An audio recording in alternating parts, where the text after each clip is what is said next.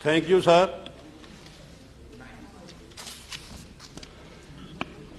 Sir, मैं बड़े दुख के साथ आज इस हाउस में ये बात आपके माध्यम से ऑनरेबल मेंबर्स के सामने लाना चाहता हूं कि आज से 25 साल पहले भारत की इसी राजधानी दिल्ली में जो सिखों के साथ जुल्म हुआ, और उसकी कमाल यह है कि ये दिन दिहाड़े हुआ। 3 दिन पर या तो नादर शाह के टाइम दिल्ली में कत्लेआम था, या फिर ये 84 में दोबारा दोहराया गया।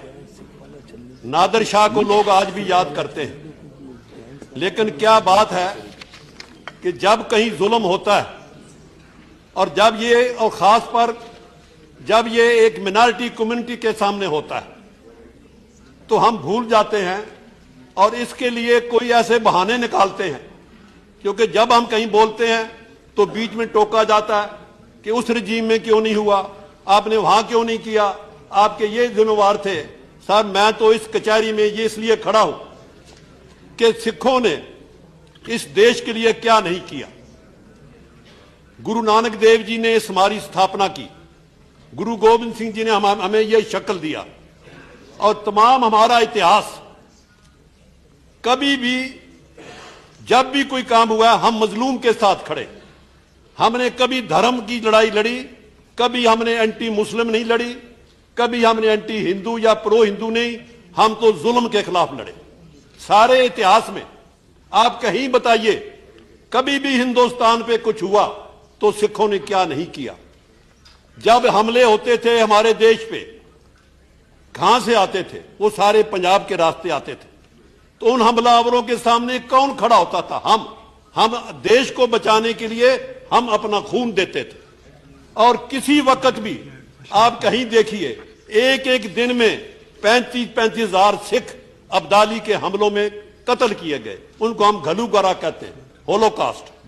ऐसे ऐसे वाकया है कि एक दिन ये ऐलान हुआ इंडिया में कि आज से सिख खत्म है, हिंदुस्तान में सिखों को खत्म कर दिया गया। लेकिन क्या हुआ कि उसी 1 महीने के बाद सिख वहां से उठे, चाहे हम राजस्थान में गए, चाहे हिमाचल के जंगलों में गए। लेकिन जब भी जरूरत पड़ी, चाहे सिखों ने गुरीला वार लड़ी, हमारी लेडीज ने कुर्बानियां की। लाहौर जाके अब भी देखो म्यूजियम में क्या क्या हमारी शहादत की दास्तान लिखी है। लेकिन वो छोड़ो, जब देश की आजादी आई, आप सबको पता है कि पंजाब हिंदुस्तान से 100 साल के बाद गुलाम हुआ अंग्रेज में। हमारा मुल्क पंजाब आजाद रहा 1849 तक, जबकि बाकी देश सारा अंग्रेज के कब्जे में था। 1849 में अंग्रेज पंजाब में आया, लेकिन सबसे पहले जंग आजादी हमने शुरू की। सबसे पहले पंजाब में ही ये शुरू हुआ। और यहां ही नहीं, जो पंजाबी कनाडा में गए वहां वो बबर अकाली के नाम पर आके उन्होंने जहाद किया, और करीबन 25 बबर अकाली फांसी पे चढ़े। कोई ऐसी मूवमेंट नहीं जिसमें हम आगे नहीं आए। मैं एक मिसाल देता हूं, 1941 में खान बादशाह ने एक पिशावर में मुजाहरा किया, गोली चली, उसको आज भी उस चौक का नाम खूनी चौक है। सारा देश डर गया। सबसे पहले अकाली जत्था ट्रेन पे चढ़ के अमृतसर से पिशावर पहुंचा, खान बादशाह के साथ खड़े हुए। कोई शहीद भगत सिंह कहां से उठा, जलियांवाला बाग का साका। आप हमें एक मिसाल दीजिए जहां हमने देश के लिए ना किया हो। उसके बाद जब देश आजाद हुआ, हमें ये ऑफर मिली कि आप 6 स्टेट बनाइए। हमें ये ऑफर मिली जिन्ना की तरफ से, सब रिकॉर्डेड है कि आपको फुल हक होगा, हम पाकिस्तान के साथ ज्वाइन करो, आपको ऑटोनॉमी मिलेगी, आपको रिजर्वेशन मिलेगी। जिन्ना की ऑफर रिकॉर्डेड है, सारी किताबें छप चुकी हैं। लेकिन हमारे लीडर मास्टारा से ऐलान किया, हम कुछ हो जाए हम हिंदुस्तान जाएंगे। हम पाकिस्तान छोड़ा, ननकाना साहब गुरु नानक की बर्थ प्लेस छोड़ी, आपके साथ आए। लेकिन आपने हमें दिया क्या? जब कॉन्स्टिट्यूशन बना, हमारे मेंबरों ने साइन नहीं किया। आपको रिकॉर्ड सार हुक्म सिंह स्पीकर बने, कॉन्स्टिट्यूशन पे साइन नहीं किया। हमने प्रोटेस्ट किया कि कॉन्स्टिट्यूशन में जो राइट्स पंडित जवाहरलाल नेहरू ने हमें देने का वायदा किया वो इसमें नहीं डाले गए। ये रिकॉर्डेड है, जो मैं कह रहा हूं गलत हो मैं उसके लिए माफी मांगने को तैयार हूंगा और करेक्ट करूंगा। उसके बाद क्या हुआ देश में, सारा इंडिया लिंग्विस्टिक बेसिस पे रीऑर्गेनाइज हुआ, लेकिन पंजाब नहीं हुआ। पंजाबी सुबह मूवमेंट चली, उसमें सैकड़ों लोग शहीद हुए, 1 लाख लोग जेल में गए, सारा इंडिया रीऑर्गेनाइज, पंजाब नहीं। लेकिन बड़ी कुर्बानी के बाद ये 1966 में पंजाबी सूबा बना। लेकिन जो आज की बात है, मैं आप ज्यादा नहीं कहते हुए, चाहे देश में हमला हुआ पाकिस्तान का 2 बार, चाहे कश्मीर में हुआ, पहले कौन पहुंचा, पटियाला की फौज, जब 1948 में कश्मीर पे हमला हुआ। उसके बाद क्या हुआ, 65 की जंग, 71 की जंग। बताइए, हमारी प्रोपोर्शनेट आबादी 2% है, लेकिन जो शहादत है आर्मी में वो हमारी कितने परसेंट।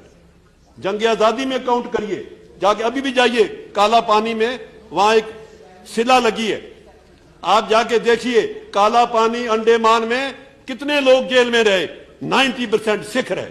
आप जाके पढ़िए, जितने लोग इंडिया में फांसी लगे वो 80% सिख लगे। ये सब रिकॉर्ड पे है, लेकिन हम इसका कोई मूल नहीं मांग रहे।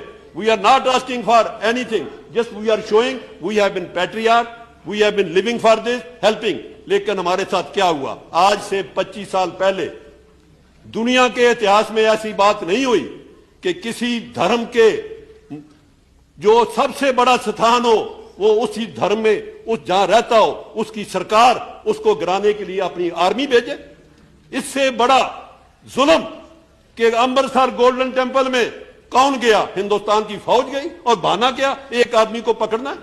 एक आदमी को पकड़ने के लिए इंडियन आर्मी अंदर गई, कितने हजार आदमी अमृतसर में मारे गए, अकाल तख्त गिरा, ये रिकॉर्ड पे है, कोई गलत नहीं है। आप बेशक मेरी बात सुनिए, अगर मैं गलत कहूं इसको मैं तैयार हूं करने में। क्या इसे सच्चाई नहीं कि गोल्डन टेंपल को क्यों गिराया, और यही कहा हमने एक वहां टेररिस्ट है उसको पकड़ना है। मैं उसके है जी, बोलिए बोलिए बोलिए, हमारे नहीं आप बैठिए ना, आप बैठिए। हमारे लिए गोल्डन टेंपल कॉम्प्लेक्स में अकाल तख्त उतना ही इंपॉर्टेंट है जितना गोल्डन टेंपल दरबार साहब है। अकाल तख्त को आपने ऐसे गिराया जैसे कोई इलीगल बिल्डिंग दिल्ली शहर में गिरानी हो, और उसमें कितने लोग मरे, यात्रु मरे। जो हमारा सरोवर था जिसमें लोग, जिसको आबे हयात कहते हैं, वो खून से भरा, वो सारे लोगों ने दुनिया भर में देखा। और वो ही नहीं, आपने कर्फ्यू लगाया पंजाब में, और उसको अपने वुड रोज, पहले वो ब्लू स्टार, ये वुड रोज, और वुड रोज में आपने कितने हजार सिख नौजवान मारे। मैंने एक बार इसी हाउस में कहा था, पंजाब में ऐसे गांव हैं जहां पिछले 20 साल में कोई शादी नहीं हुई क्योंकि नौजवान सारे मार दिए गए, वहां तो शादी की बारात नहीं आई। ऐसा जुल्म उस वक्त हुआ, लेकिन वो मैं आज छोड़ता हूं, क्योंकि आज का इशू क्या है कि उसके बाद आपने दिल्ली में क्या किया।